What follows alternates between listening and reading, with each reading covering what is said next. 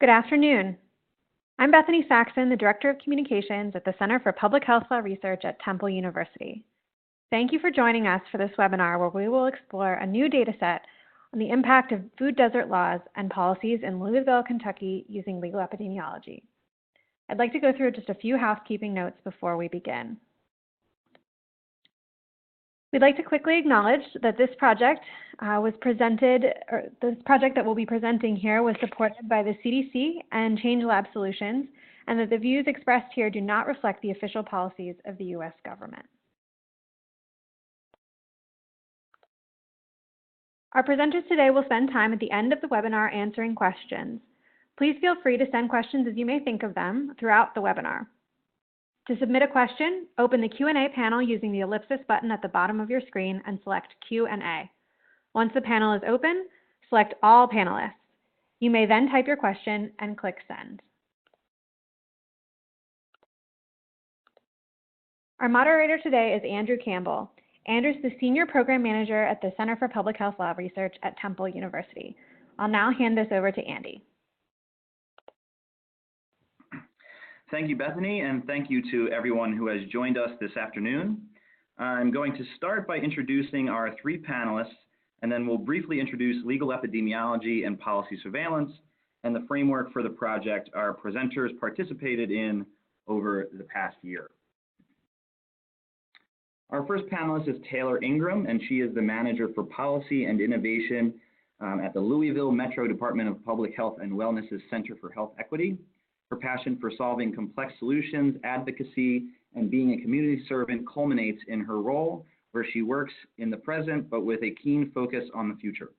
Taylor's educational background includes a master's in public health degree from the University of Louisville School of Public Health and Information Sciences and a Bachelor of Science in Public Health degree with a concentration in health administration from Indiana University School of Public and Environmental Affairs.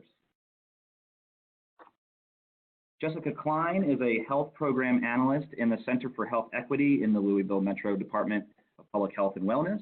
She has a master's in public health from New York University College of Global Public Health. She works within policy and innovation on initiatives to improve our food system and built environment, and her latest efforts have been focused on increasing nutrition assistance program in farmers markets and updating Louisville Metro's Complete Streets policy. And our third presenter is Monique Kuykendoll Quarterman, MBA. She is a strategic innovation consultant in Louisville, Kentucky. She founded Quartz Strategies to support inclusive innovation for small businesses and nonprofits to expand their impact in the community. In 2018, Monique served as the Hunger Innovation Fellow, supported by two philanthropic organizations to research food access in Jefferson County. She previously served the University of Louisville as its Innovations Unit Project Manager, where she focused on promoting STEM research and entrepreneurship. She is a lead reviewer for the Kentucky Innovation Grant Program and has contributed to grant programs from the National Institutes of Health, National Science Foundation, and other government agencies. But real quickly, before we get to hear from our great panelists, we wanted to provide a short introduction to the Legal Epidemiology Project that is at the heart of what you'll hear today. As you may know, state and local health departments are vital participants in policy surveillance and legal epi. The work of health departments requires awareness and understanding of relevant state and local laws and can be furthered by access to information about the laws of peer jurisdictions. With that in mind, in 2018, we worked with several state and local health departments to conduct legal epi projects. Training and technical assistance were provided by the CDC's Public Health Law Program, along with Change Lab Solutions and our program here at the Policy Surveillance Program at Temple University. One of the main goals of this project was to test the willingness and capacity of health departments to conduct legal epi and policy surveillance of state and local health laws and identify barriers and facilitators for doing that work in the future. We also set out to build workforce capacities for these health departments to perform legal epi and policy surveillance projects in-house. As you will hear in a few minutes, the project was a great success And a prime example of that is the work done by Louisville Metro's Department of Public Health and Wellness, which you will hear about shortly. But first, a quick primer on legal epi and policy surveillance. What is legal epidemiology? It's referred to as public health law research, but the definition is the scientific study and deployment of law as a factor in the cause, distribution, and prevention of disease and injury in a population. This includes both direct relationships between law and health, as well as relationships mediated through the impacts of law on health behaviors and other processes and structures that affect population health. Legal epi uses a scientific approach to understanding how law influences the delivery of public health law services, and population health is crucial to assessing whether it does so and what law-based strategies work best. Now, policy surveillance, which is a piece of legal epidemiology, is a methodology for creating legal data that may be used in legal epidemiology studies. Officially, we define it as the systematic collection, analysis, and dissemination of laws across jurisdictions and over time. But more importantly, why are we doing policy surveillance? So there's a number of reasons, and the key reason being that we're creating reliable data for evaluation, which is the scientific methodology. That's where it comes in. We're also creating accessible, nonpartisan information. We do not interpret the law, and we do not measure the law with a partisan lens. We create a nonpartisan, non-biased database of information where you can go and understand what the law says clearly and easily. It also enables us to track changes over time and measure progress. So not only do we identify and measure what the law is at one point in time, but we track the law as it changes over time to see what those changes are and what impacts they are having, if any. Policy surveillance is also used to diffuse innovative policy ideas. Different jurisdictions are able to see what their peers are doing and enacting in their laws, and to see what is working and how they're experimenting, and examples of laws that they could use in their own jurisdiction. And it also builds workforce capacity.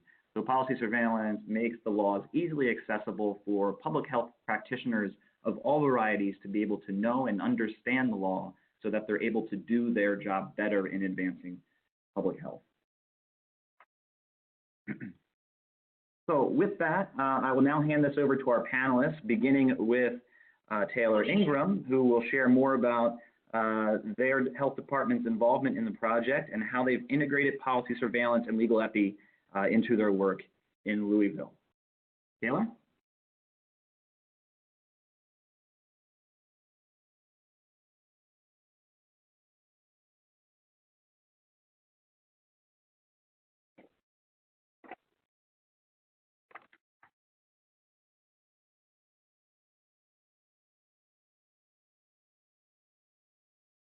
Where we work, and how we got involved. Our team consisted of 3 staff from the Health Department's Center for Health Equity with backgrounds in policy development, food systems, and data analysis. And we were joined by a community partner with a vast understanding of both the national and local landscape and a background in innovation. And you'll get to hear from 2 of these individuals later in the webinar. As you may have noticed, no one on our team has a JD behind their name. I point this out to highlight the transdisciplinary nature of this work and that non-lawyers can do it. We are located in Louisville, Kentucky, which is the largest city in the state with a population of just over 750,000. We have a combined city-county government, and we are home to the Kentucky Derby and Louisville Slugger. In the fall of 2017, we were fortunate to have the opportunity to host the CDC for a one-day policy surveillance training. The introduction to legal epidemiology was an exciting glimpse into another role for public health in the policy arena that aligned with our internal efforts to make our policy work more robust. And in early 2018, we were selected as one of the sites for the Training and Technical Assistance Partnership aimed at building workforce capacity to conduct legal epidemiology. Here's a brief overview of the policy surveillance process. This is a modified version of the framework that we adapted to fit our context. Since this project had a defined start and end date, the process is shown over the one-year project timeline instead of a continuous loop. And although this may appear linear, it's still very much an iterative process, and I'll talk more about this as I explain what we did at each step. I'd also like to mention here that the project was kicked off with an intensive training, but that training was an ongoing component. Before our team tackled each new step in the process, our partners at the CDC and Temple provided additional training in addition to their ongoing technical assistance, which culminated in the creation of a scientific legal data set. Despite many local efforts, the Louisville Metro food system is inadequate, and nutrition needs are not being met. 1 in 3 adults are obese, and many families do not have access to healthy foods. A contributing factor to this is a string of grocery store closures. Since April of 2016, the food system in Louisville has suffered several losses, with the closure of 5 grocery stores in 2 neighborhoods. The communities most affected by these closures have deemed their lack of access to healthy foods as a grocery store crisis. The map on the screen shows the relationship between different demographic characteristics and the food options available to them. Full-service grocery stores are shown by the green dots and Family Dollars by the purple dots. The shading on the map shows the percentage of residents in poverty, with the darker color being a higher percentage. These neighborhoods affected by the closures and with the highest rates of poverty, shown in purple, also experience a 12-year lower life expectancy than the lightest areas. And we consider food insecurity to be a root cause of this difference. This root cause creates an environment with specific choices. With low access to grocery stores, which typically carry more produce, lean meats, and whole grains, these communities must now rely on corner stores, convenience stores, and the high density of fast food restaurants in these areas, where access to fresh produce is highly limited, more expensive, and poorer quality. The areas without major grocery stores also have the highest percentage of households without a car. So residents must either walk long distances, find a ride, or spend more time and money to take public transportation to get to the same quality and range of food options that other residents have access to.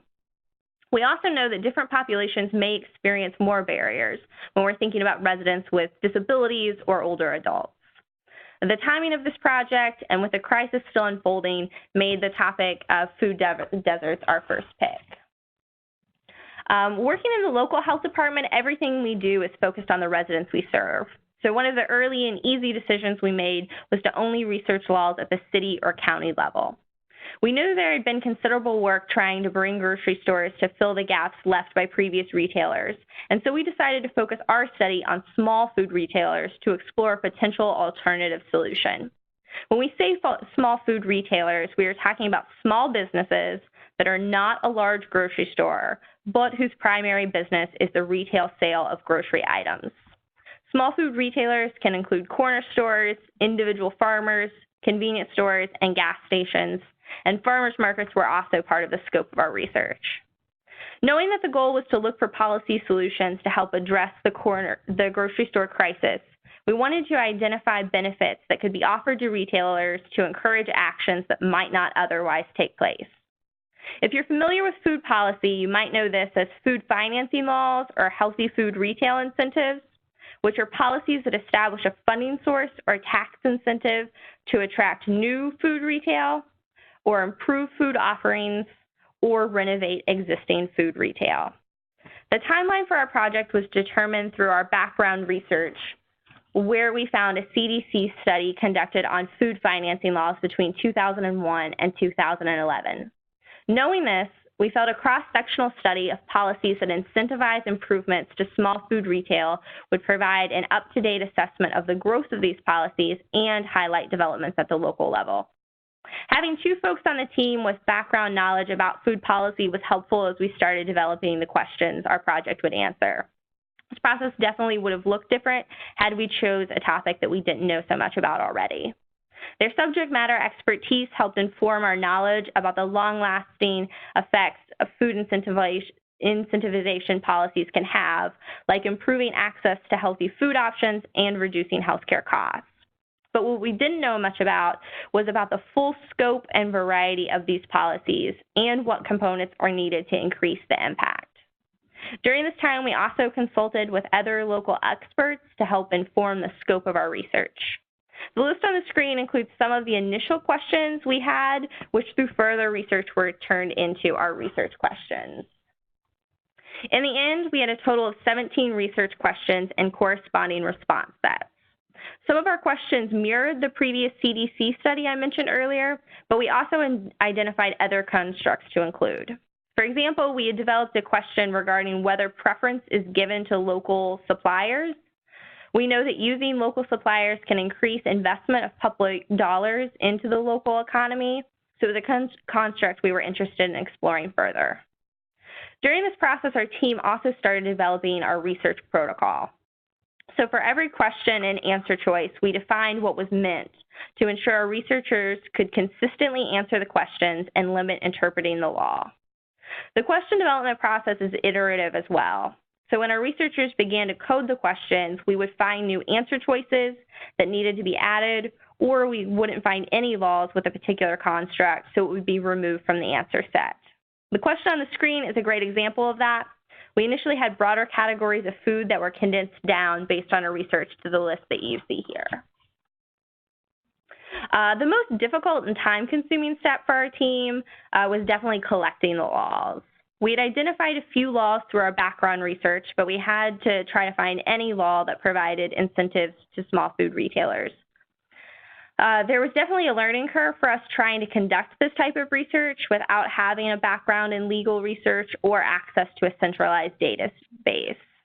It was also complicated because the incentives that we were looking for could be provided through a variety of different mechanisms. So we had to not only look through the tax section of the local laws, but also at laws pertaining to the Office of Economic Development or even the Health Department in some cases.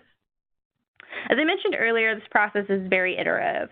And as we were finding laws, we would expand or contract our scope.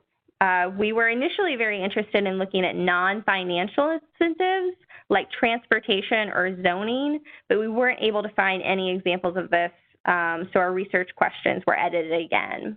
Once we felt like we had identified all the laws we could and our research questions were considered final, our researchers began coding the legal text using a program called Monique. You can see here that our researchers had access to both the list of research questions and the legal text during this process. They had the ability to add in citations from the legal text for easy reference, and there were also places where the researcher could leave notes or add in unique variations for the project manager, myself, to review. One of our research questions was focused on the location of the retailer to be eligible for the incentive, and the answer choices for this question were unique. So each jurisdiction were unique to each jurisdiction, so researchers added in the choices as they went. As I mentioned earlier, the key to this process was having a well-developed research protocol. So when researchers came across a question about access to healthy foods, they were working from a shared definition of that term. The final piece of information I'd like to share about this particular step goes back to the emphasis on quality control and where the team dynamic was so important. We had two researchers coding the policies, an original and a redundant researcher. Policies were coded in small batches, and when the researchers were finished, we would compare their responses, working through any divergences and refining the questions and protocol as we went. Before I turn things over, I'll share a glimpse at the data this process produces. Above you will see two different forms, both the statistical data and the standard data that connects responses to the questions with the text within the law where it was found. I think this is particularly important when we think about the applications this research has for other researchers and evaluators to be able to utilize our data, or if we ever wanted to update the project at a later time. And with that, I'll introduce my colleague Jessica, who will share our findings. Thank you, Taylor, for that introduction and the description about this process.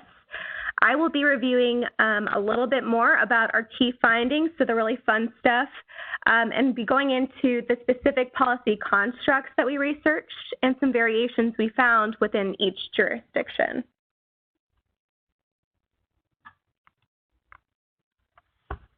As previously mentioned, we reviewed policies from a variety of agencies within local jurisdictions for small food retail incentive laws. So any laws with a tax or financial incentive or technical assistance provided to corner stores, farmers markets, and other small food retailers. We began by reviewing laws in cities and counties similar to us, which we call peer cities. We have 14 peer cities identified by our Chamber of Commerce, and those are Nashville, Indianapolis, Birmingham, Charlotte, Columbus, Cincinnati, Grand Rapids, Greenville, Oklahoma City, St. Louis, Tulsa, Memphis, Kansas City, and Omaha. Going through these 14 cities and looking for these specifics on small food retail incentives, we did not find much. So we continued our search to local jurisdictions in all 50 states. Through this process, we found many pilot projects and programs that seemed relevant to our topic of food deserts, but for the purposes of this research and our desire for high-level sustainable solutions, we were looking only for relevant policies as opposed to programs. We also saw some policy options that were implemented at a state level, but again, we wanted to keep within our scope of local level as is most comparable to our capacity in Louisville. In total, we found 7 local jurisdictions that met the qualifications to be included in this data set, and that is Baltimore, Maryland, Kansas City, Kansas, Miami, Florida, Prince George's County in Maryland, San Francisco, California, Seattle, Washington, and Washington, D.C. Within these 7 jurisdictions, we identified some variations within these policies, and these variations, which we call constructs, made these 7 policies drastically different. So I'm going to review 4 of the major constructs we explored in no particular order.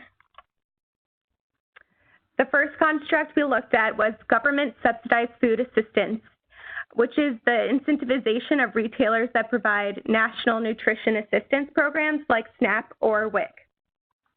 Here are the 4 jurisdictions that qualified for that, and they're annotated with the purple dot on the map.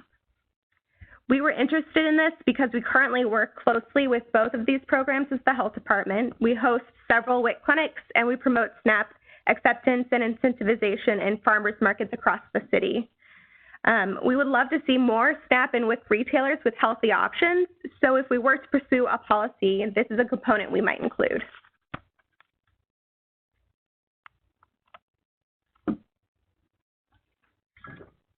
The second construct we looked at was geographic areas. We wanted to know where specifically the investments were being made because of these policies. We pulled out any policy that specifies an area or a zone where small food retailers must be located or serve to be eligible for the incentive.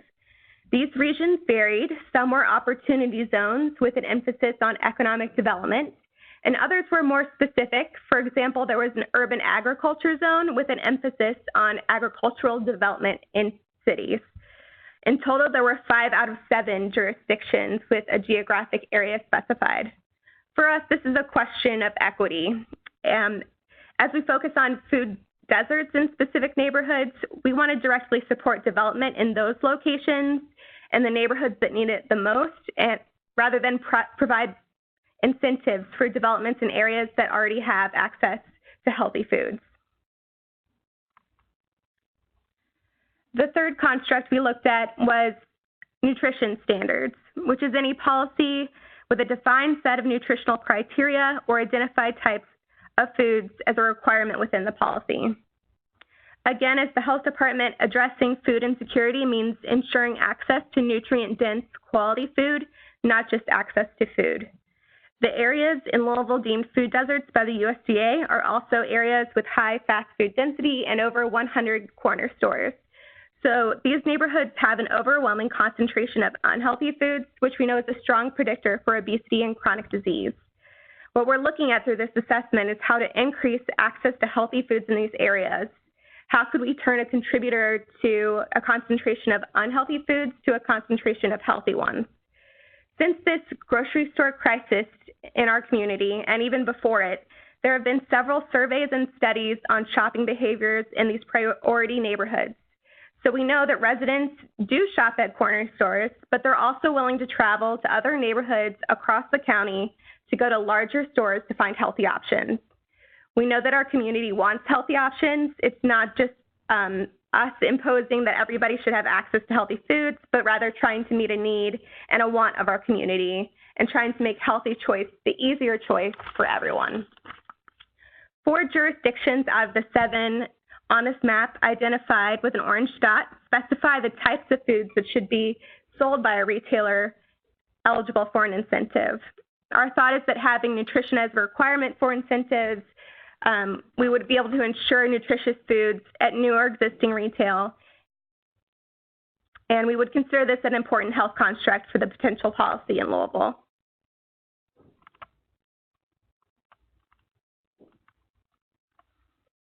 The final construct I'm going to review is the types of incentives, which we definitely think is a key construct for us.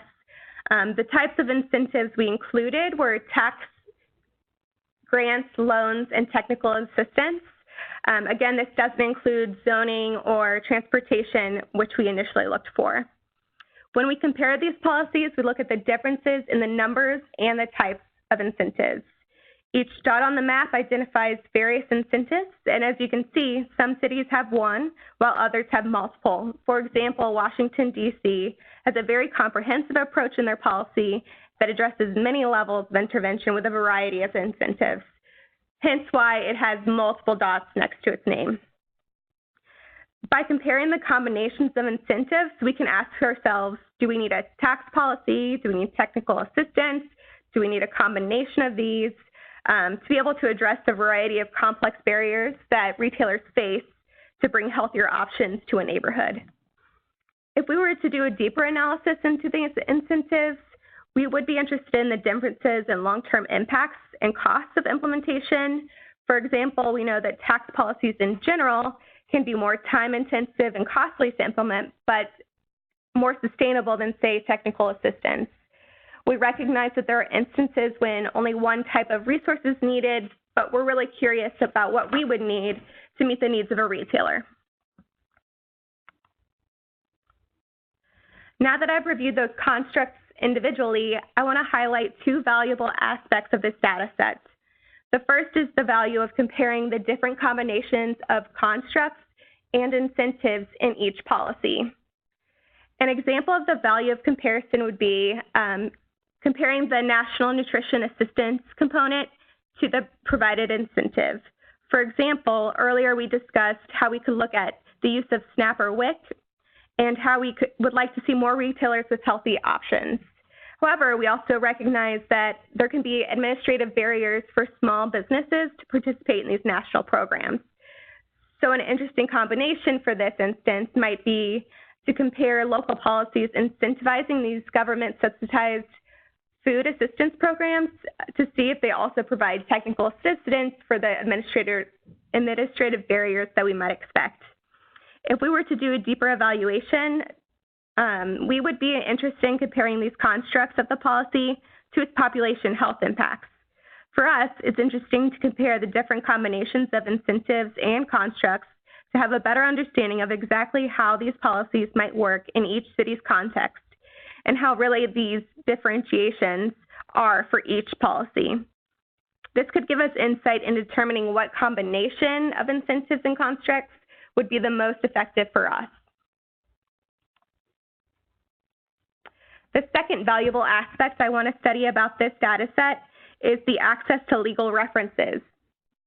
If we were to compare the differences across policies, we can use this tool to look up the specific source of the legal text to compare it and that specific component or incentive and how it was written into policy. I think this access to the legal text is what really differentiates this data set from other free maps online. We put the legal text into a single location so that anyone writing this type of policy in the future wouldn't have to do the in-depth research for each jurisdiction like we did. We aren't drafting a policy right now, but if we were to, it would be useful to have all of this legal text in one place as a reference. And I can imagine this would be useful for other resources and stakeholders interested in food policy. So again, this is a learning experience for us and a brand new process we had not been exposed to before. We did learn a lot throughout this process, but it's not to say that it didn't have its challenges. This is qualitative data. It's complex. It's about food policy, and we had to sort through that work without interpretation. We had a variety of skill sets on our team, some with expertise in food, others in data, and others in policy. So the coding process required a very keen eye and a lot of redundancy and quality control to make sure it was accurate. As we mentioned, we do not have any lawyers on our team, so we had limited legal research available to us, and having the TA from CDC and Temple was very helpful, and it provided us with resources and taught us specifics like legal citations. Another challenge we had was the coordination of a team. For those of you in a local health department, you know that there's always more work than staff. And so for a project like this that isn't funded, it requires the team to each prioritize this work despite having many other competing priorities. Again, having the technical assistance allowed us to maintain our timeline. It provided us with set deadlines, and it was an accessible resource. Andy recognized our need for flexibility within this process and allowed us the time and resources we needed. The final challenge, as with any research, the data set has limitations. This is a point-in-time account of current policies. It is not an evaluation of health impacts of one specific policy. It is limited to cities and local jurisdictions that we studied, and it doesn't acknowledge the things we couldn't find. For example, we mentioned before the zoning and transportation incentives, but none of these were found, and despite us looking for them, that lack of information is not captured within the data set. Finally, this tool would work well for us for longer-term planning, but we're in the middle of a grocery store crisis, as we mentioned, and for a community who wants results now, there is more steps to be taken to make a change. We spent the year researching the best possible policy options rather than spending the year building a new grocery store. So what we learned, this work can connect health policy to change in a very effective way. Though we understand the importance of policy, we sometimes struggle to act because we aren't the same position as our partners to do this kind of work. The legal epidemiology skill set gives us a way to show health's role and collaborate with non-traditional partners, and potentially on work that is not traditionally health-led, but has health impacts such as housing or transportation. This project has given us a tangible deliverable that we could provide to a partner or even to decision makers to create new or amend existing policies. This data set could be utilized for a more rigorous evaluation or to convene partners. We see it has a broad application for diverse policies and for multi-sectoral topics, and can be communicated outwardly, which makes it suitable for a variety of our staff to learn from. And it was a valuable tool for our department to develop capacity, position staff, and help define our role in policy work. So that brings me to our next steps as LMPHW. We see our next steps as continuing to share these results and define our capacities with leaders and non-health partners. We've had some very productive conversations with our economic development department on what next steps could be for this specific data set and how we could study the types of policies that we mentioned in here. We may continue with a more in-depth evaluation or a feasibility study on how small food retail incentives could be used in Louisville Metro. Also, as I've mentioned, Louisville Metro has recently had some changes in its Center for Health Equity, expanding from 3 staff to 30. So we have been working on developing our workforce to do more upstream work. We have leveraged this opportunity to designated staff to build this skill and to develop a law research agenda. We plan to explore potential funding opportunities for policy work and to continue to train staff on the kinds of deliverables we can produce and to use to educate others, such as health impact assessments, racial impact assessments, and this new legal epidemiology framework. It's very exciting times for us, and we couldn't be happier to have this opportunity and to work through this process. So if you haven't already, I encourage you to check out Law Atlas and our new published map on there. And I'm going to turn it over to one of the more exciting aspects of this project, which was the inclusion of our community partner, Monique Kuykendoll Quarterman. Thank you, Jessica. Thank you so much. My colleague discussed the changes that they anticipate within the department, but I'm very excited to share the community level and impact changes that we anticipate will result from learning more about legal epidemiology. For us, we saw legal epidemiology as a catalyst for change in cities like Louisville that need ideas. Louisville embraces comparative data and benchmarking, but we really haven't done so much in policy just yet. When I joined as the Hunger Innovation Fellow, which is a program that was generously sponsored by the Community Foundation of Louisville and Live to Life Foundation, we sought out those drivers of influence that affect food access throughout our community. Legal epidemiology was very helpful in helping to discover, one, how policy interacts with food, but then also what options we have for change that may be existing and working in other cities. I've witnessed in my work with both federal and philanthropic communities that they are obsessed with measurement, and rightfully so. Really, together they want to see an actual impact and change in public health. Keep in mind that the National Institute of Health's budget for medical research is $39.2 billion. Even the top of their budget page says, research for the people. Legal epidemiology can be a tool to learn how policy can support or even stimulate these public health investments. Local research can stimulate this stewardship. Legal epidemiology can also be a bridge to access policy in a responsible and responsive way. Louisville is a very vocal community, and in our community, we're very grateful that they are always giving us feedback. And legal epidemiology was a great way that we could take that feedback and apply a scientific method to learn more.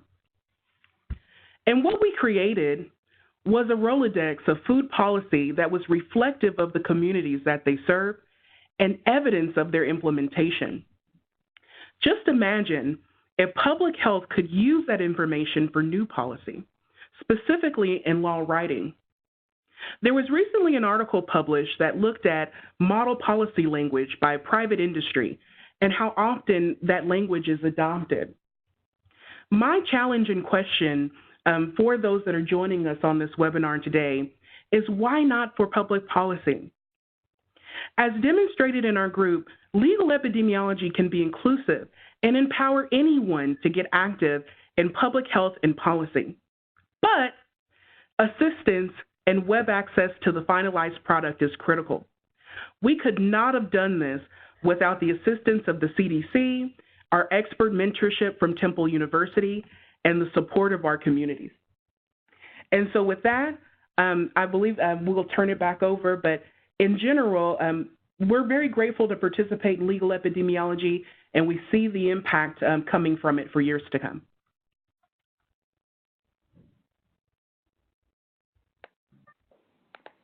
Thank you so much, Monique and Taylor. We really would like to thank all of the presenters, actually. At this time, we'd like to open it up for some questions. As a reminder, to submit a question, you can use the Q&A panel, and to do that, open the panel using the ellipsis button at the bottom of your screen, select Q&A. Once the panel is open, select all panelists, and then you may type your question and click send. Andy, would you want to go ahead and begin the Q&A?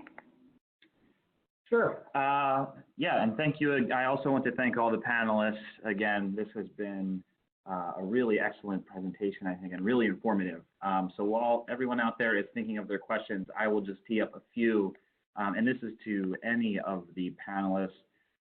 What would you say was the most successful part of this project overall?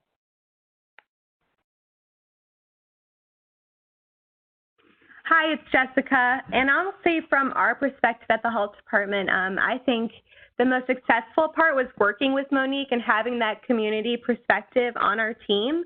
Again, this was a whole new skill set for us to learn, but I think having the variety of perspectives and skill sets on the team provided enough context for us to make it through. This is Taylor. From my perspective, really focusing on the workforce development piece, as I mentioned, and I think Jessica said something about it as well, we're really trying to define the space for a local health department in the policy arena. We understand the importance policy has on changing the health outcomes of the community and giving us this really tangible tool set and then products that we can offer to partners.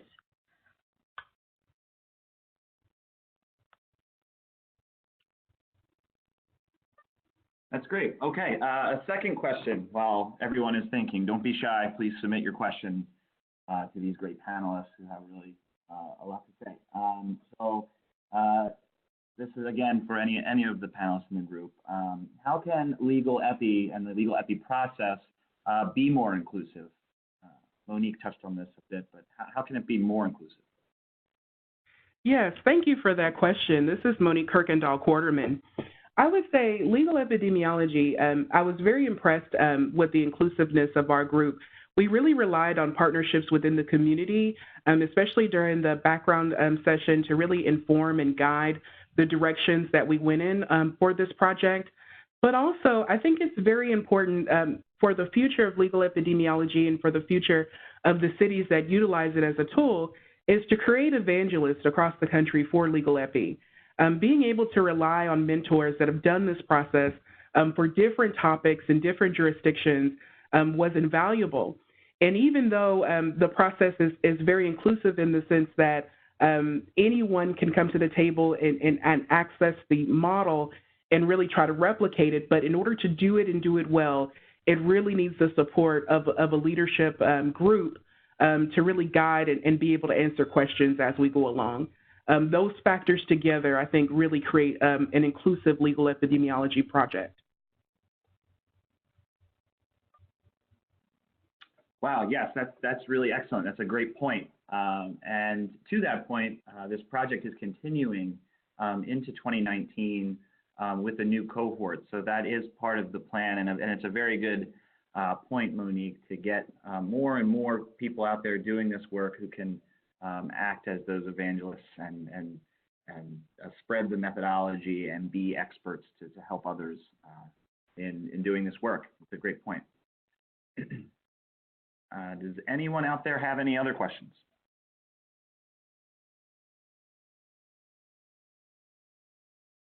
Okay, I have one more, and this goes to, again, back to probably the Louisville Metro, and if you see yourselves updating this data in the future and continuing to use it or going into different policy areas? I will say that we've kind of thought about both. So I think first, our plan is to work with partners and do a deeper evaluation and maybe include some feasibility components of how specifically a policy like this would work in Louisville. Again, we want to do our due diligence and make sure we have the right policy before promoting any specific policy option. And then I think the second part of your question was, would we do a different topic? I think yes. We've been looking for funding and a good fit topic-wise for this. We see it could work well with non-health-led topics, so things like housing and transportation and other things that have health impacts but aren't specifically health-led traditionally. I could see working well. We haven't chosen a specific topic yet. Okay, thanks. And here's one more question. Do you plan to publish your process and results? Other jurisdictions could benefit from the lessons that you've learned. So do you plan to publish and process those results? So one of the great things about Law Atlas is anyone who accesses our data set also has access to all of our background documentation. So there you can find our research protocol, the raw data. So if you're curious how we got to those results, or if you're interested in picking up where we left off, that's all accessible to anybody who would want it.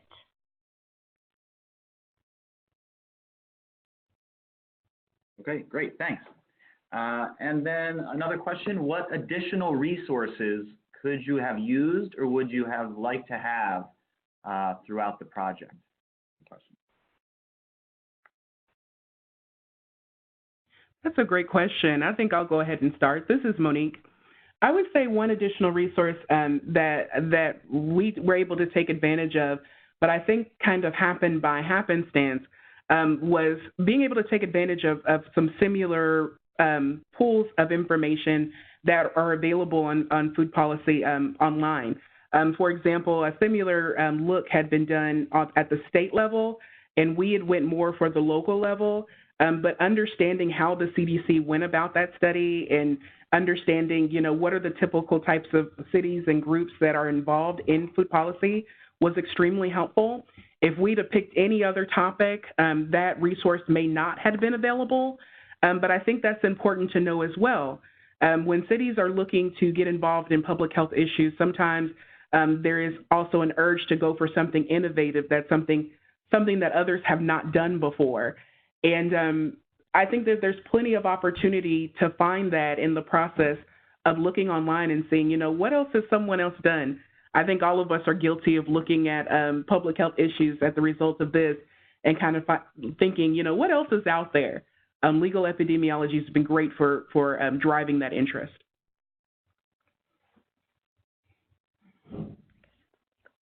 That's a fantastic. I think the one other component we would mention is having resource to, legal research and kind of that expertise.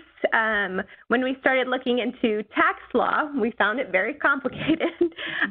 So we were happy to have the technical assistance we had, but I think if we had had additional experts in the community on our local level tax and financial laws, I think that would have been helpful.